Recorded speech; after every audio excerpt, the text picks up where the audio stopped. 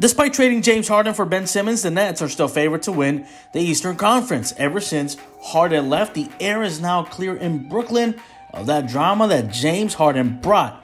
Brooklyn desperately needed some sort of shakeup because this, or whatever that was, simply was not it. The disconnect reportedly began as early as training camp. When Durant was disappointed by James Harden's conditioning, the two then lost a potential buffer and third superstar in Kyrie Irving, whose vaccine refusal kept him away from the team until December and now allows him only to play games away from Barclays Center. There were natural basketball disagreements, of course, like any team, with Harden preferring the isolation style that he thrived in with the Houston Rockets and Durant and the Nets' desire for more ball movement. According to a report, Brooklyn coaches witnessed Harden roll his eyes when plays following timeouts were designed for Kevin Durant. But what did James Harden expect? That is Kevin Durant's team. Look, the Nets woke up in 8th in the Eastern Conference with a 29-25 record, a mere 18 days after sitting in first place. Let's also add that losing streak they had while Kevin Durant has been out, and it was only James Harden. Their play is looking flatter, or was looking flatter, than Kyrie Irving's perception of Earth. Could a James Harden for Ben Simmons swap actually help Brooklyn in the immediate short term?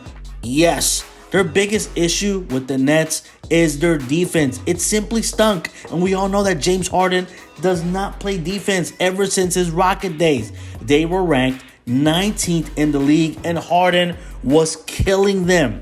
Simmons would immediately address those defensive concerns, it seems like eons.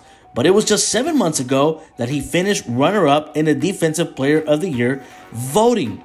The Sixers defense has been missing him, falling from 2nd last year to 11th this year. He would immediately provide the point of attack defense that the Nets have been badly missing.